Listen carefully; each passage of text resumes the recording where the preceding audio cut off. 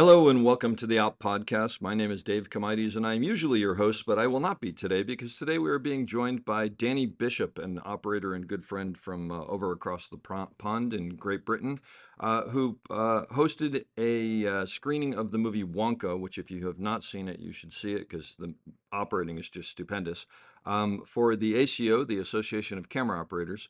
Where they showed the movie and then he interviewed the operators on the film, Pete Robertson, Zoey, Goodwin-Stuart, and Pete Batten. And it's really fascinating. If you haven't seen the movie, I'd suggest seeing it and then listening. But if you haven't seen the movie, there's still a lot to be learned. So I'm going to shut up and let Danny take it away. So have a good one. Thanks. Lock it up, nice and quiet, and let's roll. Victor 30 Echo, take 2. Hey, Mark. Hey, Mark. And camera set. And action. Good evening, everybody, and welcome to the screening of Wonka. I'd just like to start by saying thanks to Dawn from CVP. Dawn, come and stand up here.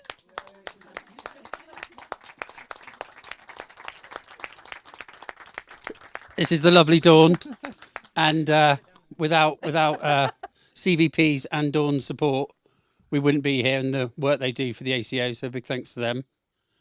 I'd just like to point out that this is being recorded tonight and it will also be going out on a podcast called The Op, so that's really good news. I just wanted to say, like, this film I really enjoyed when I went to the cinema, and what's a good benchmark of a film is you always think as an operator, I wish I'd done that. And when it got to the end and the credits went up, I was like, oh, I wish I'd done that film. And it's like, I wish I'd operated some of the shots and been on it, and the sets were like incredible. And if you haven't seen the film, it's an absolute joy. So I'll let the film play and we'll talk afterwards. So thanks for coming. Okay, good evening, everybody. Welcome to the screening of Wonka with the ACO, hosted by CVP. Firstly, we've just watched the film. I'd like to give a big round of applause to these three.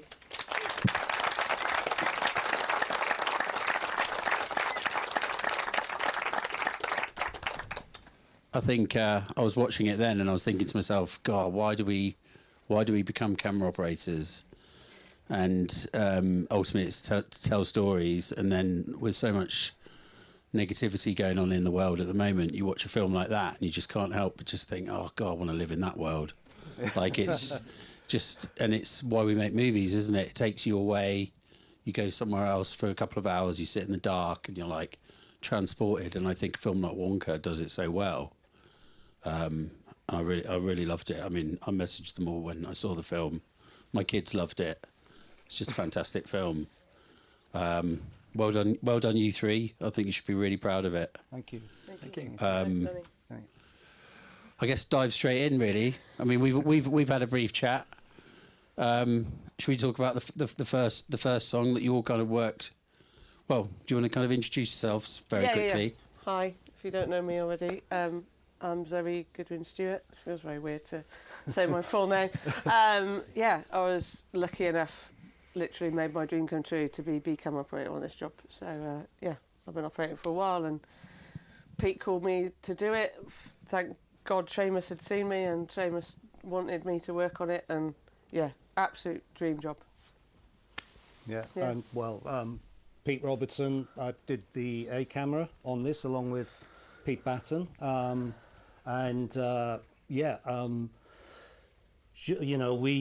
we knew it was going to be a complicated musical kind of number, and having done a number of musicals over the last few years, I knew that really the operating and all the operators on the job would be earning their corn, because the timing of everything has to be absolutely spot on. Even in the dialogue sequences, there's a musical track running underneath it. So it was a great challenge, and I'm glad you like it. And thank you, Danny, for bigging it up for us. That's quite all right. I didn't do anything. Pete, do you want to introduce yourself? Pete Batten. I was originally started on the second unit and with bouncing over to the main unit once or twice because I think Zoey, unfortunately, or very kindly for me, put her back out in the beginning. So I had a few days replacing her. Yeah, unfortunately for me, for sure. And some days, and then the second unit was always going to take over from the main unit at the end, but that started for me a couple of weeks earlier when Pete left a little early and I took over on the main unit. So I sort of bounced around. I had a lot of fun actually because I got the pleasure of both units and fortunately knew everybody on the main unit anyway. So I had a great time. But it was a fun film, you know. I think the thing about it, Pete, was that the schedule was only 90 days.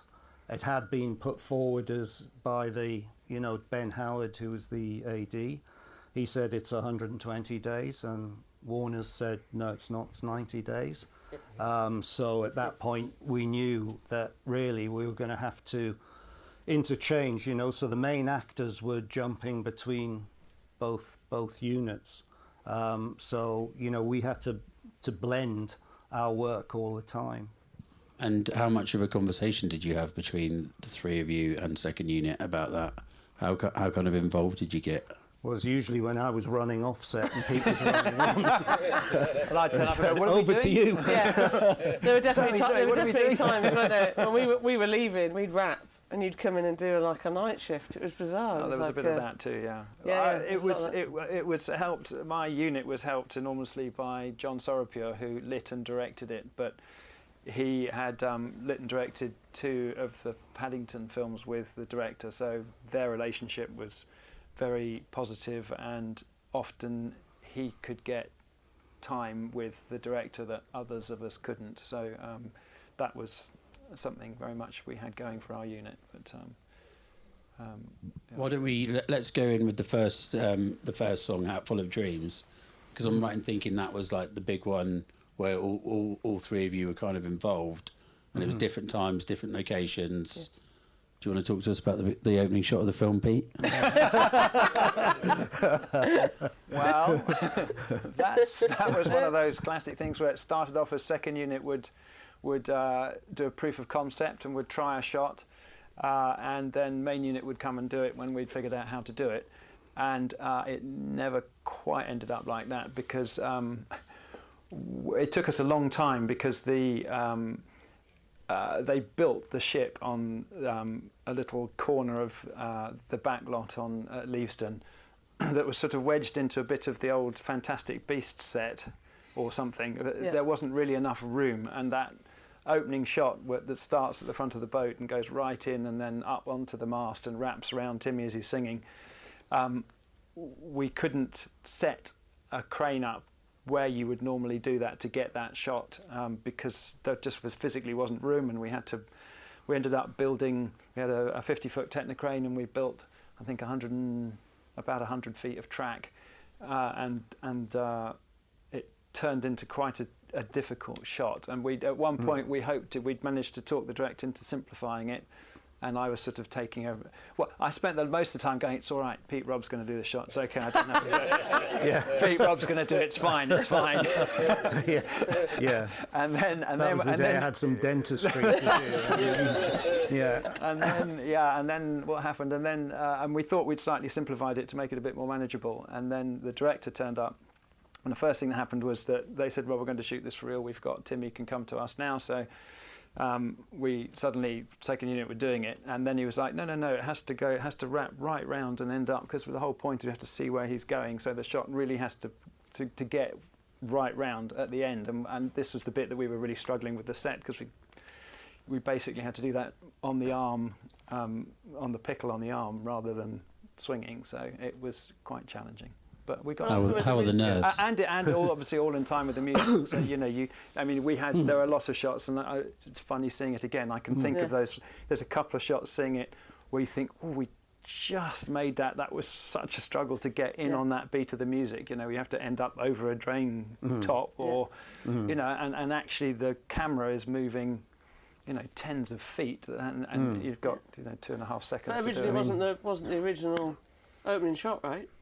Yeah, the original opening shot was Oh, the flashback of the barge. So the barge with the Yes, with the mum and and little Willy Wonka, and that was the original. Because I remember us having the previs of the barge coming through the Warner Brothers logo, and it was like, right, this is going to be the big opening, and then.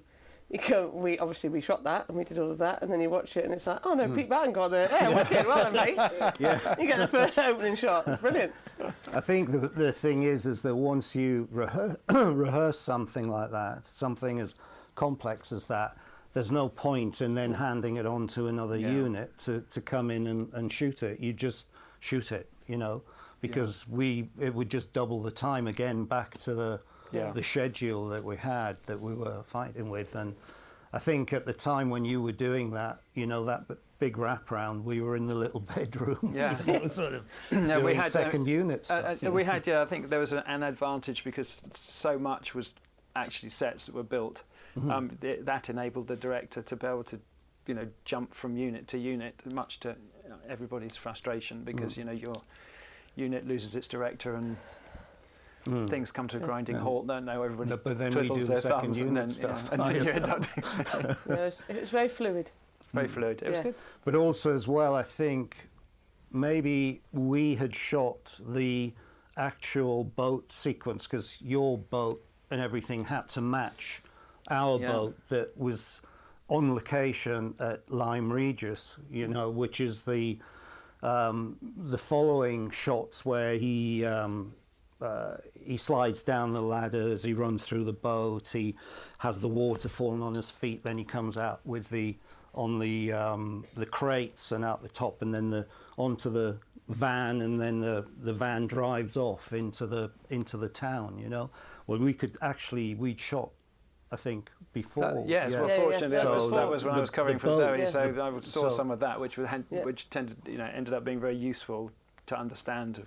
Slightly ironic that the interiors of the boat were shot on a real boat tied up to the quayside, and the exterior of the boat was a set. Yeah. So that was a tricky. And the other thing that happens is that when he jumps onto the pallet and goes from the pallet up onto the lorry was at Lyme Regis on location. The pallet and the crane were a mixture of blue screen elements and on the back lot, and where he steps onto the pallet, that was in the actual boat in Lyme Regis. So it's all it's one seamless kind of. There's so many it's all merges. over the place, basically. It's all over There's the place. so many merges, and then you cut from Lyme Regis. He's on the back of the truck. You cut from Lyme Regis to coming into the Warner Brothers, and I mean, you've all seen that was a huge set build. That enormous set build on the back lot was incredible. I mean, it blew my mind when I walked in there.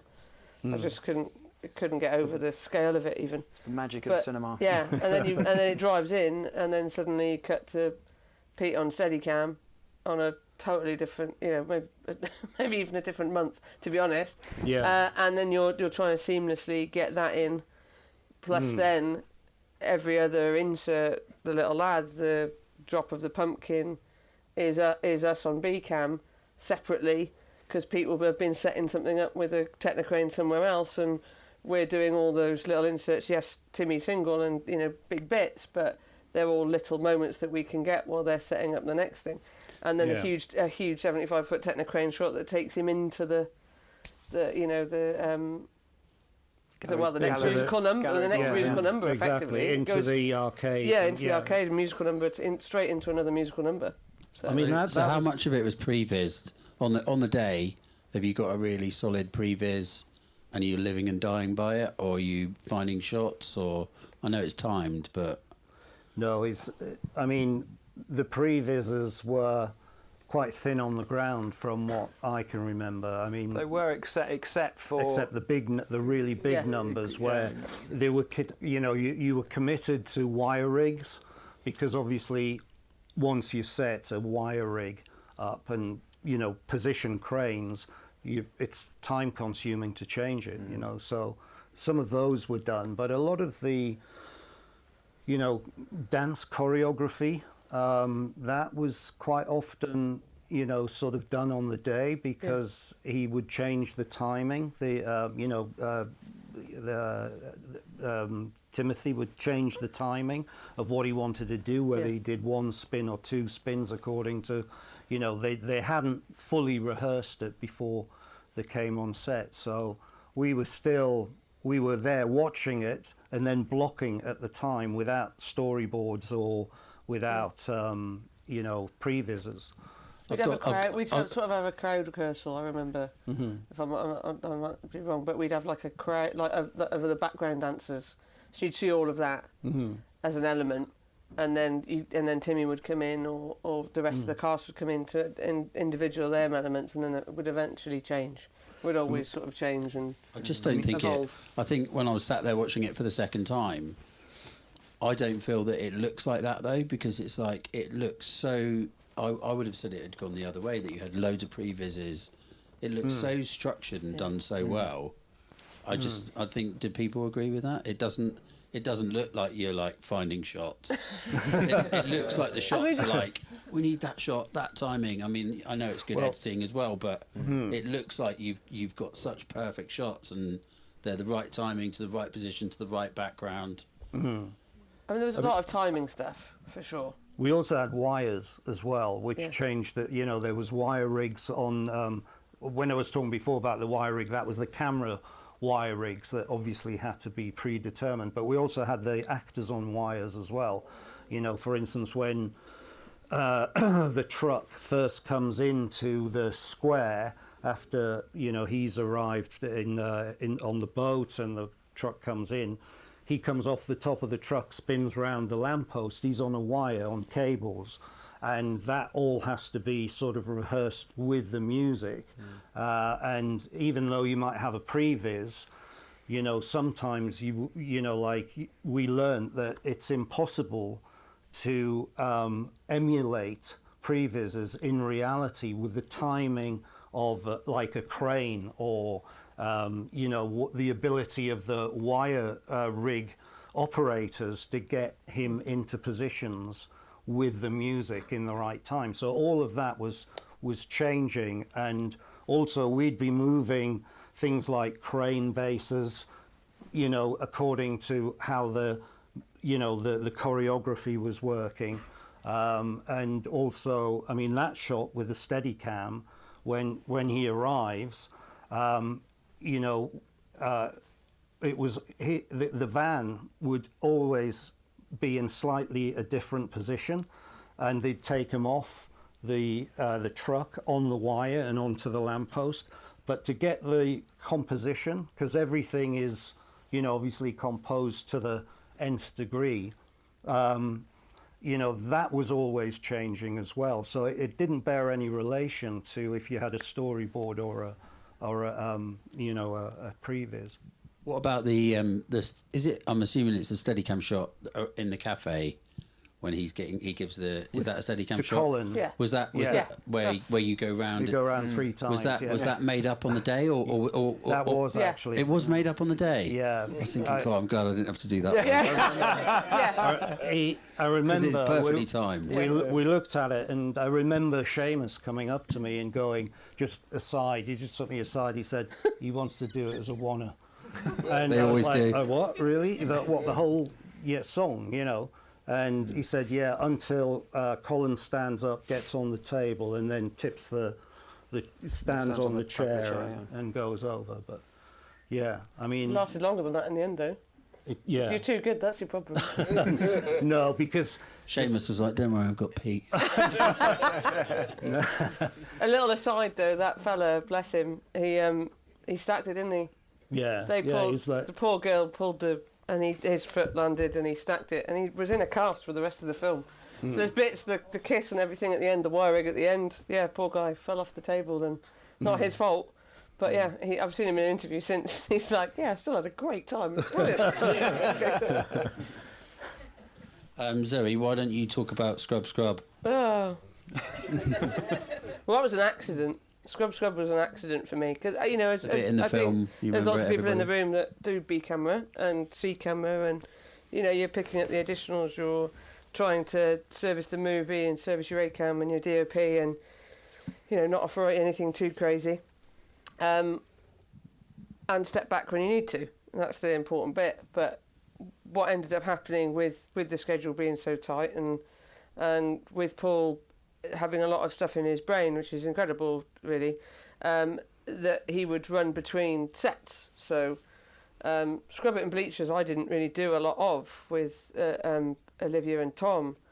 I ended up in the doldrums with the other four, which was amazing. You know, they were all fantastic. But weirdly, I only noticed when I saw the movie that I was like, oh, I did all of that. Yeah. And it's because that was how we facilitated it. Is we were on one sound stage at Leavesden, but there were 3 sets on it. There was Timmy or Willie's bedroom set, the Scrub It and Bleachers, and the the Scrub their kind of workhouse set. And I sort of ended up spending most of my time with my amazing B-Camera team on that set. And I just want to give a big shout out to the SFX team on that. Were unreal. We had steam pumping all the time. I mean, we were constantly slightly damp. Yeah, yeah. All the clothes would shrink. Clothes would, constantly damp. But yeah, like all of those beats were. It was this shot for this, and Paul was very clear about how he wanted it to go. It was very choppy because just the way that the beat is, you know, you hear the scrub. There's a very strong beat to it, and he wanted pretty much a shot on every beat. So he was just like, well, just do what you want, and I'll look at it because he would be with you. And then so all the Dutch angled stuff of the the closed things opening and all that was all us. And then just the bigger stuff, the dog, Tiddles. My hero. Tiddles, weird days. He's since been found out to be an XL bully. I love Tiddles. Don't upset me, don't break my heart. Tiddles on a green screen treadmill was one of the weirdest days of my life. Just so much went into all that with the VFX department, the SFX department. But yeah, to watch it on the big screen and go, it's a bit mad that. If I'm Timmy coming out in the steam, and us all just being constantly damp to the end. I mean, I think it helped having those 3 sets together, so you could just go from one to another. And because it's a musical, it's all going to be post-synced. So, I mean, there'd be all sorts of... You could hear all the dialogue going, as long as everyone was quiet for the dialogue. In the musical bits, you know, you could hear... You know, there was no problem about sound, so we just shoot each set together, and I have to give props to Chung for that, because Chung was lighting. I mean, for a DOP to be able to light sometimes 3 sets at a time, to be able to navigate that, and we'd have monitors, wouldn't we, between us, where you could see what I was doing, I could see what you were doing, when we could turn and when we didn't, and Paul would jump between. The hard thing, I mean, with the musical is, like in that opening sequence, is not just blending the different camera setups, second and main unit and B camera, is keeping the flow of the song. So when you take off on a shot and then land it at the speed, then somebody else is doing it at the same pace, so that the sound, the music doesn't look disjointed or anything. It just sort of flows. So that was a case of keeping an eye on each other, what we were doing. I mean, there was one day we got a break on our set, and you were in the Gallery Gourmet, and I remember you took over our crane that we'd left in there for the, there's lots of big pull-ups and symmetrical shots of the floor, because the production design of that arcade was incredible, and had incredible opportunities, compositional opportunities, that we'd been given to work with, and spins, and all we of put that. a wire rig in as well. There's Did you use that as well? I think we both used. I think we put it in. I think you did the wire rig though, the pull up. Yeah. Didn't you? We did all of the. I think the stuff below, and the stuff, the dance routine, the circular dance routine, and all of that. But we also jumped between, right, with the flying, with the hover truck sequence. So I remember we started it doing the flying. And I think we did a lot of the mains. So we did, Ficklegruber, Slugworth, and Prodnose. But then I think you guys Yeah, did we a went lot in of and did a lot the of the nun and the caricatures. the Yeah. other kind of like essays you want to call them. But yeah. it was, we were constantly jumping. Yeah. Like a day after us, Yeah. you'd go in. Yeah, it was also nice as a second unit because we had quite a lot of sort of proper stuff to do. We didn't spend the whole time shooting inserts and background plates and stuff. We actually had some sequences to do ourselves, which was great. Why don't you talk us through your big musical number? Tell them which one it was. That was previs, so that was a complete mental block. For a moment. For a moment, thank you. Yeah. Complete mental block for a moment. Which starts off in the zoo with the giraffe and then bounces around. We went to St Albans, so the exterior with the lake is St Albans, although there's only a bit of it, there's only the water and the path. Everything else is they put in post.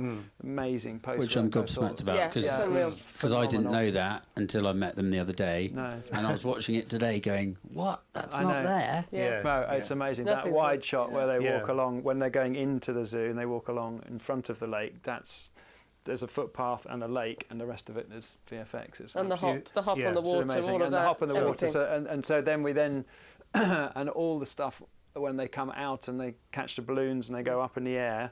Once they're up in the air, that was all blue screen in Cardington. We built long runways and they all had to be on wires because they had to be able to sort of jump round each other and fly with the balloons and complicated wire rigs to get them to go round and round the flagpole and stuff. So that was pre-vised.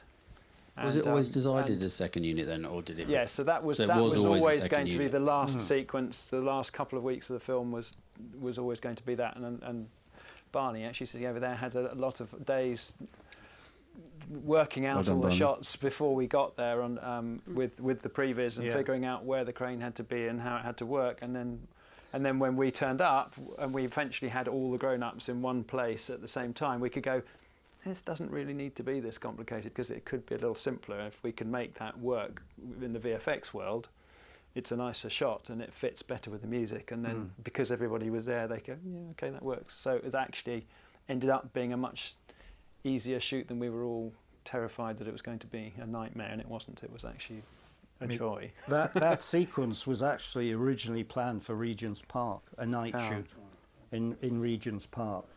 And when they realised the complexity of it and how many cranes you would need, as well as the camera move, I think they basically changed it because they couldn't do it in the number of nights available.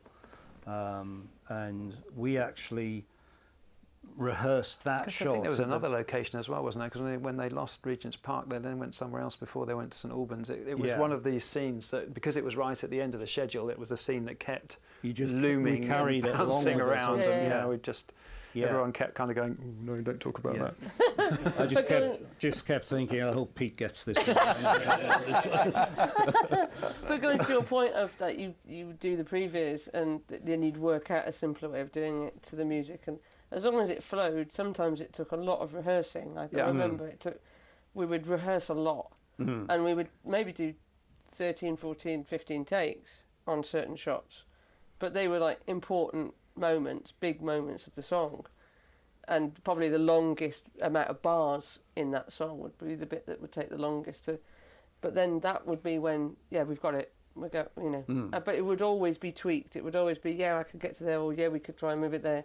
So we probably moved the crane base to you, because I've worked with you before, and it was tricky because you needed to just negotiate little moves to make certain things just snap and work and fit. I mean, I think we all have to credit the grip teams that we That's had. what I was about to say. Yeah. I know you want to talk about. Because I mean, not only did they have to learn the moves, but they had to learn the music. And as you know, not all grips are very musical. That's not what I've heard. No, they can all dance. But rap party, I mean, the way that they manage, because sometimes you would work out, that's a piece of music, and you know, like the end of the song where the balloons come down and they land in the backlot where we take over, it's quite a quick move that they have to do, and there's only like one bar in the song. So you'd kind of go, oh, well, you've got to move that 50-foot techno, get it moving, and the shot lasts 1.5 seconds. Yeah. But it wouldn't just be a case of, well, start the shot in movement and cut into it and then cut out on movement. It would be, it starts here and then it stops there, you know, dead. And also, as you know, on like widescreen, on a big screen, any unwanted movement in the arm or on the head, you know, you see it. And so everything had to be absolutely bang on. And, you know, the grips were, you know, I mean... Who was your key grip? We had Gary Hutchins was main unit key grip. Elliot Polly was the second unit key grip. And what is the process, Pete?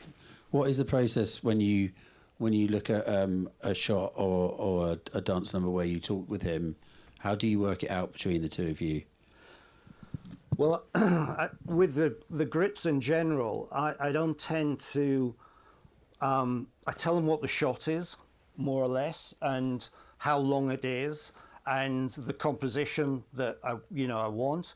And we may look at it with a finder, if we can, even if it means going up on a ladder or something like that, so that they're pretty good. And then I just let the grips decide. Certainly someone as experienced as Gary, he just knows where to put the bass. I would never say, oh, put the bass over there. We might discuss it, but it's basically tell them what the shot is, how long it's got to be, and let their experience do it. You know, Gary is brilliant on the pickle, you know, so, you know, you would land shots and then there's lots of little push-ins, and that's basically sometimes the arm would be at right angles, which, as you all know, is really difficult on a Technocrane, just a small push like that, you know. And Gary would have it on the pickle. So, you know, you would just literally do that, tell them what the shot was, and let them work it out. And if they got it wrong, you know, you would just say, Gary, how could you get that? You know, it's his fault. No, I mean, you know, they just need that experience, you know. And it's also letting them choose who does what, you know, at a certain time, you know, because each, you know, member of the team, of the grip team, is usually good at something or other, or likes doing something or other better than anything else. So, you know, just say, I don't care, you know, who does it. You know they're a good team, and just, you know, involve everyone, really, I think, is the key. So as soon as if people aren't involved, they kind of switch off their, you know, motivational sense. I think it's really interesting because I think through my career, I think I've been quite controlling. I have in the past been quite controlling with my grips. And what I've worked out is as I've got older and worked with more experience of grips and stuff, you realise that you've got to let them go and do it. And if they've got the confidence and experience, then you're complementing each other in the same way as you look after the DOP, they look after you, and they go off and sort it out for you so that you can jump on the wheels. And they've thought about the problems, isn't it? Yeah, and I think there must be nothing more frustrating for a grip than being told how to operate the crane that they're operating. You know, I think it took me a long time to work out that actually you need to say, you know, I want the camera lower or higher, or I want to go in on the line, or I want, you know, not to say, I want you to swing the arm left and pickle in a bit, just because let them decide that they're going to do that. You just say, I want to go a bit lower and a bit closer, or you know, try and keep it in terms of the camera, and then let them decide how they get it from A to B. I think sometimes, though, you need to be in control of the cues. You know, because they're not all, you know, if I'm sitting on wheels, I'll have the sides with me, and sometimes everything changes at the last minute. So, you know, a director might say to you, look, don't start the move on this line or this phrase, start it on this one, and it comes in quite quickly. So I just, on the headset, I'd just say, you know, guys, I've got a different cue. I'll give you it and I'll count you in. So I'll just read it, 3, 2, 1, go. And then, you know, they're on the headsets and they'll do it. But sometimes with the music, it's really difficult. They have to feel that themselves, you know, when the music, and if you've got a 50-foot techno, you have to get it moving a good time before the actual, the move is perceived, you know. They're taking up the movement a few beats before the music comes in, and you see the shot or the point at which the editor wants to come in with a cut. So, you know, it's sometimes you just have to leave it to them. It changes shot by shot. But if you have a, you know, a good grip team, you know, the only time I think you really need to kick back sometimes with them is when you know that they're giving you something that's easy for them, is the easiest way. If you ask for a rig or you ask for something to be done, and then you know what it's like. They'll say, oh, well, it's probably best if we do it this way. And you go, yeah, but that's not what I'm asking. That's easy for you to do. It's more difficult this way, but that's what, you know, is wanted for the shot, you know. And then you maybe have a little bit of a tussle. But apart from that, it's just let them get on with it. I think all the camera moves look beautiful in the film. I really do. It's a good shout out to them, isn't it? Some of them were so painful to sort out, and they're on there for a blink of an eye. It's like mad. There's like I can't remember the song now because I've remembered yours, so you've got to remember it. It's the big frantic one where he's packing away and he jumps down there. There's chocolate and there's chocolate. Yes, yeah. And it's that big frantic bit, and it's like and everything's like bat. Yeah. We set up 120 foot of track to push in on Carla, who plays Noodle, as she's doing the whistle and running towards. And we had 120 foot of track on B camera while you're on a crane, and we had less than that, 2.6 seconds to do 120 foot of track. I had 3 grips on the end of the track to push me. I've never moved as fast in my life. And it's in there for like a blink of an eye, but it works because she it's so quick. It's almost like it ends up like a contra. It wasn't a contra, but it ends up like it because it's like whoop, and then it's gone. There's quite a lot of frame cutting. I know it's gone in to speed up the shot. There's a couple of times where it looks a bit. There's a bit of motion blur, and it's gone too quickly. But in the energy of the song, I think it kind of works. And this is the other thing as well with the lenses that we had. We had some anamorphic lenses to work with. What were they? Apollos. Okay, Apollos, yeah. Apollo anamorphics. 3 of them. 3. Yeah, Between two units. three lenses between 3 cameras. There you go, one each. Yeah, it's great. A lot of Did you get to keep negotiation. them? There was a lot of You'd be fighting over a them. lot of negotiation. Yeah. The poor central loaders had a lot of tricky negotiating.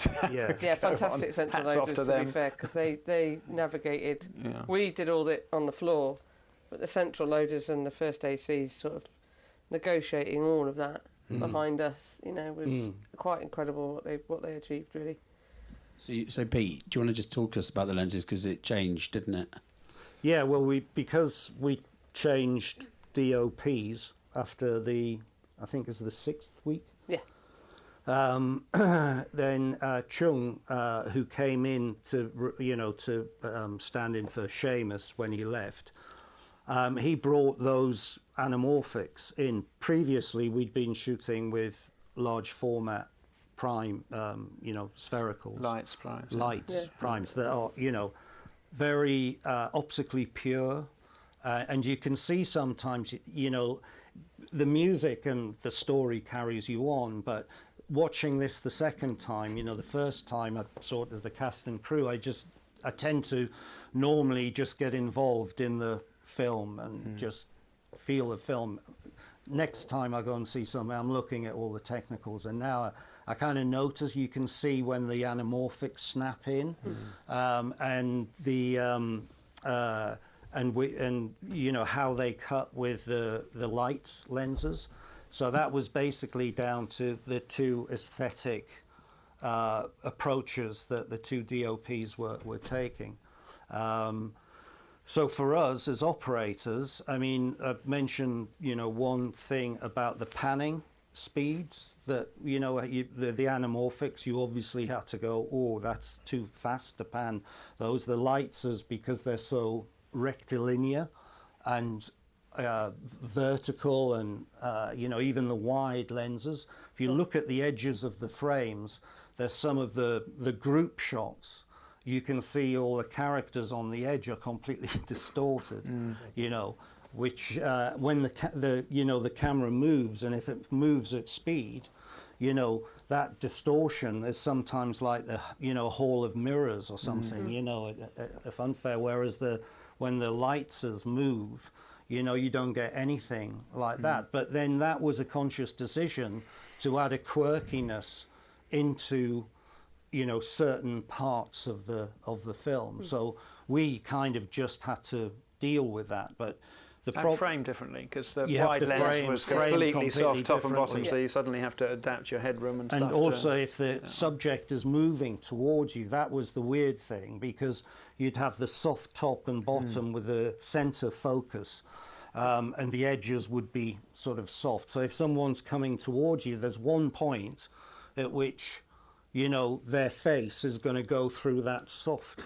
area. So you'd almost have to adjust your frame, which fortunately, I don't know how you found, but because, Timmy had this hat on, it's like framing for the Stetson and Westerns, it's like framing for the top hat in Wonka. And so, it sort of helped you have like a high, sort of headroom. All sorts of things like that we were learning on the job. And negotiating sometimes. There are occasions where you went, this just isn't the right lens. Can we please do use a spherical lens just to, and you have that sort of conversation as you do. You see it on the Just think for people that weren't here, it wasn't the right lens because it was so bendy. No, well, I mean, sometimes on close-ups, yes, it would be too much. It was also more to do with the centre point of where your focus is. If you're doing a four shot, for example, of the four scrub gang, where they're always lined up, they're always like a perfect line. Yeah. Or even actually Timmy coming through the steam when he first sees all of the things that he's got to clean the clothes with. I mean, how Ryan Taggart pulled focus on that shot, I will never know. Because that was on an Apollo, and there was steam, there was nothing, and he walks in, and I'm adjusting the headroom to get his face sharp. Yeah. Is to get his face in the sweet spot, basically. And it was one of the it looks really simple, and it was one of the hardest shots we'd done, and we had Timmy for a small moment. So those lenses did, in hindsight. Now I'm listening to you two, which is classic. I would have gone, I probably should have changed to a spherical then.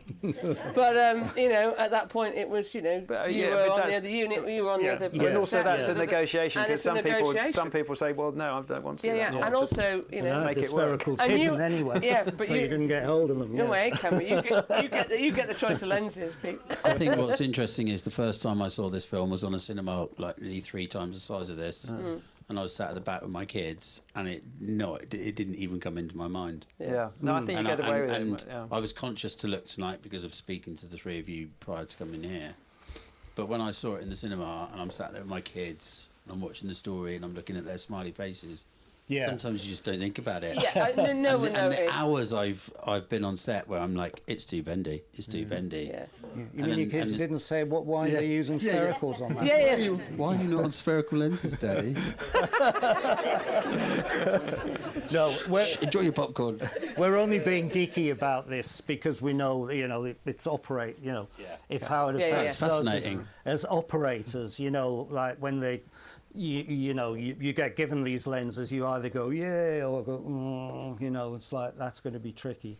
It's funny because I did a commercial with James 2 weeks ago, and we had the Apollos, and he came over to me and he went, "We can't use that." He was like whispering under his breath. He's like, we can't use that now. He's like, and I was like, what? And he goes, look at it, it's too bendy. So I had to take it off, move the camera back and go longer. And he was like, that's better. That's one better. of them, which was it? Is it 65? One of them was beautiful. 75, I think. Yeah, the 40 was really 40 was unusable. it was a bit 75 was beautiful. Hammer House of Horrors. 75 Like or his 75 or single- 100, I can't remember. The which Timmy it was, sort of hero single lens.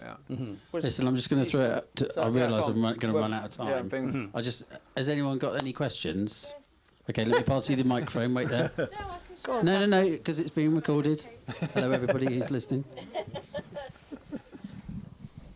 Hello. I just wanted to ask you if you could tell us how the drowning by chocolate scene was done. That was you, wasn't it? That was mostly second unit. That was mostly second unit. We had a couple of very big. Well, they were quite. I'm trying to think how big they were. They were quite big. They probably what would you say, behind 12, 15 feet across. That they filled with warm, whatever it is, syrup basically. And we had a series. We used a crane if we were happy that we weren't going to get it covered in. We weren't going to damage it by getting it covered in chocolate and stuff. We had one that had a glass panel in it, so we could look through and see the chocolate come up past us. We had, and the other problem was that there's a big height difference between Carla and Timmy, and Carla couldn't swim. So there was a we had constant. We had different platforms that went in the chocolate, and then of course you can't see where they are. So it was a health and safety challenge, shall we say? And she'd grown by the she'd grown. Yes, well that's. She'd grown in 6 months. And she was too tall. Yeah, that was that as well. Yeah, but it was so. There were a number of different solutions that we adopted, but it was all extremely sticky and it was one of those things again that we anticipated it being incredibly difficult. Apart from anything else, because as soon as the shots where they are going under, they have to start clean, and then once they've gone under, they're not clean. And so we were concerned that it was going to take, an hour and a half to reset each time because their costumes had to go off and they had to be cleaned up and remade up and their hair done again and their clothes changed. But actually we found that we could get away with stuff. We were able to make decisions in the edit where you knew you were going to come to this shot. We could make the director commit to saying, well, we will come to this shot, as they're going in. So even though you start it with them further out and they're already covered in chocolate, you're just going to use the last bit. So actually it went slightly more smoothly than we had worried at times. But it was a messy old process. That's for sure. Someone got another question? Anyone? Yeah, let's have the microphone down the front. Come on, think of some questions. I'll pass you next. I just want to ask if you were to start again with this, is there anything you'd change in the pre-production? Because it seems like, as you were saying, a lot of impromptu shots, but is there anything you would strip down or change before you went into it after doing this once? Oh, that's a question. That's a good question. Don't answer the call. Zoey changed her name to Pete.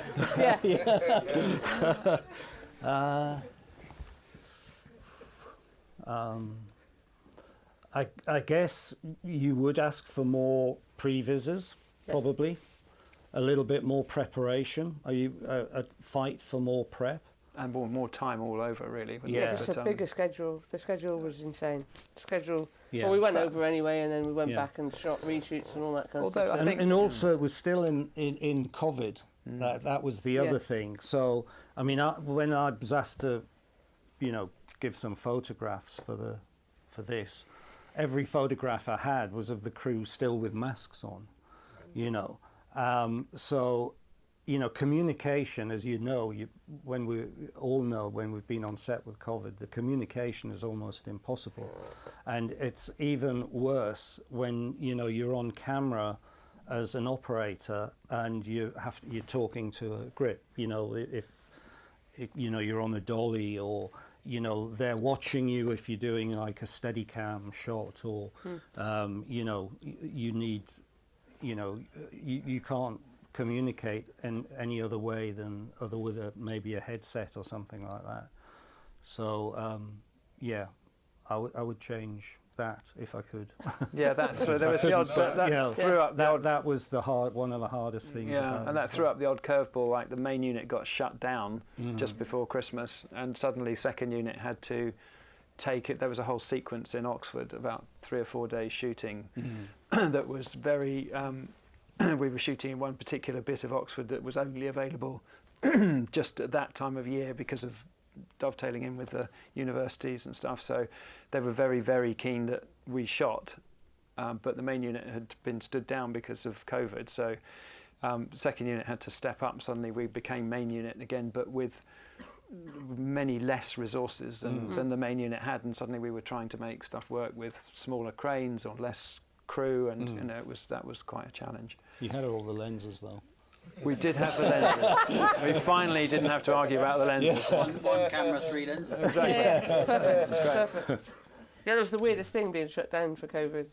Because I remember that was another day we were split up. Because you were up with Timmy shooting his dialogue to the Oompa Loompa, and I was in a Black Death Easy Up with Hugh Grant with a big face rig on, pretending to be an Oompa Loompa, and me just been there with him for about 6 hours, with him doing the song over and over again, full moves, like giving it beans. And then we got shut down for COVID. It was like the weirdest day. Well, the weirdest day. Who was it that was in the tent with you? There that got there was me. It was one of the ADs. Was positive. Yeah, one of the ADs. So that was it. Right. Yeah. We were done. I was like, oh, right, okay. And like trying to explain to Hugh that I wasn't filming him for the movie. It was more for Timmy to see his movement, and they had a monitor on set, and for them to be able to communicate. And Paul, and he's like, yeah, but why are you filming me? And I was like, well, he's like, well, I've got this headset on and I'm doing these moves. Like, these aren't going to be in the film, are they? I was like, no, sir, no, of course, no, absolutely not. These are not. And then cut 2, I watched the film. He's doing. I mean, I don't know. I'm not the director, but yeah, it was a weird old day. That a weird day. You went with Hugh Grant, in an Easy Up. Yeah, one day. I remember Timmy, because he wasn't in on what was happening outside. No, that's right, yeah. Because he was outside on a bathroom break or something like that. And when he came back in, he started doing his dialogue. And then all you could hear was Hugh's voice somewhere offset, and he looked round like this to start with, and he said, "Who's saying that?" Yeah, who is that? And that had to be explained to him how to do that weird, that weird amalgamation of the two of them, not on set but on set. Yeah. Weird. No, it's a fun job though. Got another question here. Oh, I have a little bit ridiculous question. I really enjoyed the scene with giraffe and this choco priest, and I was wondering, like, it's a real giraffe, right? I mean, it looks like real one. No. That is a tennis ball on the end of a coat. I mean, that is literally. We had a giraffe's head, but we didn't film with it. It was just simply to frame with. Yeah. So all the movements were the direction really is to keep the camera moving with Kayla's action, because we're told she's stroking the chin at that time. So you kind of have to go, well, I think a giraffe's head would be somewhere like that in the frame, and that's where a hand would be. And then obviously they said, look, there's a lot of wriggle room with that, because we're giving them the frame to start with, and the visual effects can use that and make the giraffe's head fit the frame. But it was still, all of that sequence was very odd to always imagine that there is this giraffe in the room, when every now and again you'd kind of forget that, because there's just 2 actors together. And the other thing about it is I was noticing, seeing it again, is all the different eye lines that we had to cope with, because there's a lot of height differences in actors. With Bleacher, he's enormous and towering over, everyone. The giraffe and, all of that, and getting all the eye lines right, was like one of the big challenges. The giraffe is amazing now. I think a giraffe is an extraordinary bit It's incredible. bit of visual effects work. unbelievable. Yeah, absolutely it's brilliant. incredible. Especially when it's running through St Paul's Cathedral. And The only one is when he's up against I should say, Abigail, is up against the pulpit. You just go, no, a giraffe can't do that. Yeah. You know, it doesn't wrap itself around a pulpit like that, you know. And that's where you go, yeah, that's a visual effects giraffe. But apart from that, you know, I mean, it is incredible. And I don't know how much there was. And we've got AI to come yet. Well, exactly. And there was a CG version of Tiddles, I believe. Yes, and I don't know how much. Tiddles was CG I done. don't know how much Tiddles is real and how much Tiddles in that bit in Scrub where he comes through and barks.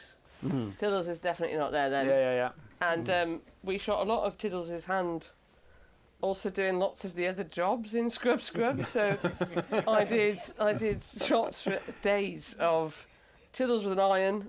Just pour on an iron. It's a green hand, you know, the trainer's hand in green. Tiddles pour on top, and then an iron doing this, doing the stamping of Jim Carter's character. Yeah. There was a lot of that. I mean, sadly, they're not in the movie. But I had a lot of time with Tiddles. I was quite Rumble, happy. yeah, well, Rumble, as we should Rumble, give him Rumble a should be true name, true name, Rumble. The terrible flatulence, it was Yeah. great. But there was a lot of I think there's a lot of merged stuff with Tiddles. But very clever. Have we got time for one last question? Anyone? Go on, pass the mic back. Where's the bar? Hello. Great movie. I remember when Gary was going to do the movie with you, he mentioned that they were putting a roof over the backlot. Did that happen? And were there any complications? Was it ideal shooting in whatever weather? How was it? Well, there was a roof over the Galleria, but not over the backlot, the exterior.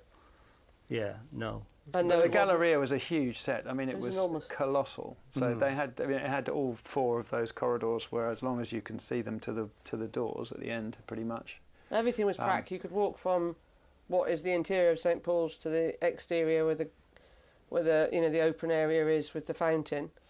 You know, from that doorway all the way through to, Prodnose and Slugworths. You know, it was a good 4-minute walk. It's huge. It was mind-blowingly incredible, and not just that, but props go to Nathan Crowley as well. That the set design everything was on point. I mean, every single room you walked into was spectacular, jaw-droppingly spectacular. But in answer to your question, no, it was January and it was blooming freezing, and we froze ourselves for a while. Yeah, and part of roofing the Gallery Gourmet set was also because at some point I think we flew 15 characters at once or something. It was staggering. I mean, the flying that Fly-by Foy did, Adam and co, was extraordinary. I mean, they were just brilliant. It was all computer controlled, and they choreographed it all to the music so that people went up at different heights and different times, and that was amazing. But that obviously had to have a roof for them to run the flying cables up, and it was extensive, I think is the word. Yeah. What about the sweet shop? That was one of my personal favourites. What was that number like? Because I mean, the set, if we're talking about sets, is so beautiful. Well, it's 3 different sets as well. But it goes together seamlessly, right? It's unbelievable. And it's just such a beautiful set, going in, seeing the tree. I mean... Yeah. The only thing with that set was, when it was built, you have an enormous tree in the middle, as you saw, and you kind of immediately walk in and go, a camera has got to go up into that tree, or it's got to be looking over the tree, looking back to the entrance or whatever's happening. But all the walls, they don't fly. So how do we get the crane in here? And it was like one of those moments, you know, where we literally had to get everyone together and get the production design and say, look, you're going to have to make us some plugs here that we can take in and, you know, in and out, so that we can get this enormous beast of a crane in there, so we can get the camera right up there. The bit where, and also the trees practical, so that he can walk up it, and he was obviously on wires as well when he did that, so we did it in 3 sections, you know, as he went up and down the tree, but then the camera had to follow in each section, and especially as it goes through all the blossom, and he ends up on the cloud, the, you know, cotton candy floss cloud.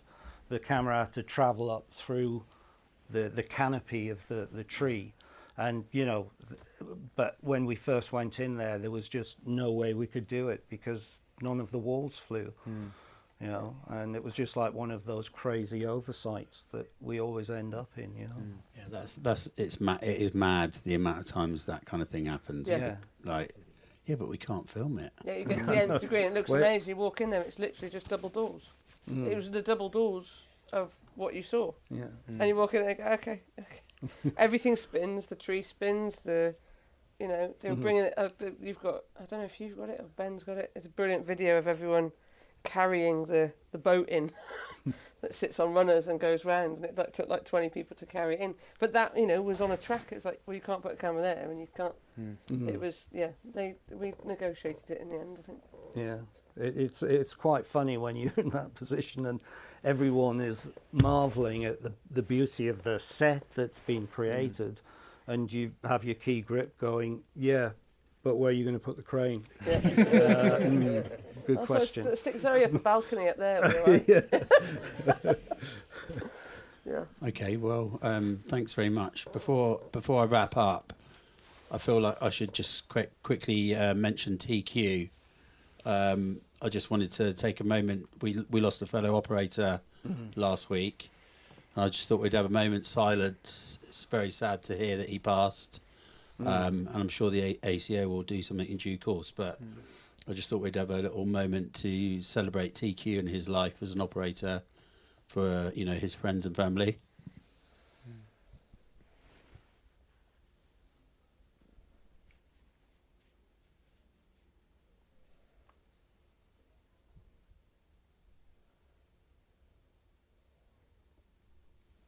Okay.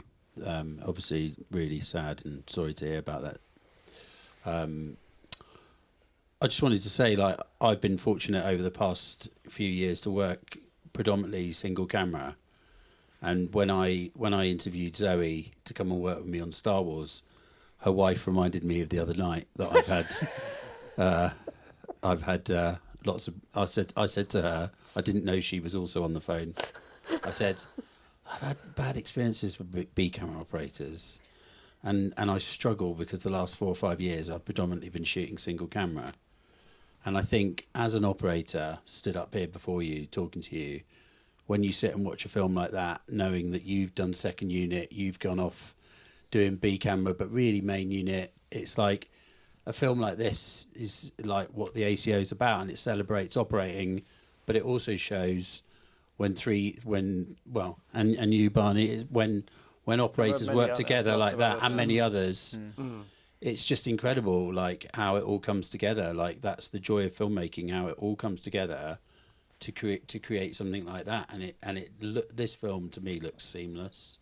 It's such a good example of when operating comes together at its absolute tip-top best. So, should we give them a round of applause for that? Thank you. Thank you very much.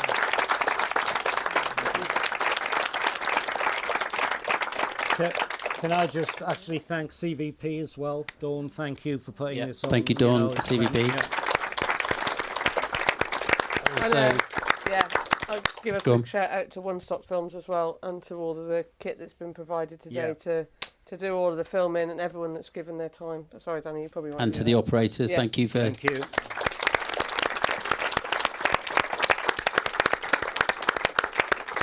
And also, this is going to go out on a podcast called The Op. So if you're listening, or if you know anyone, pass it on to them online on your socials. And thanks to Dave for taking it, and thanks to these people to come in here tonight and talking. It's just fascinating, isn't it? So, and thanks to the ACO.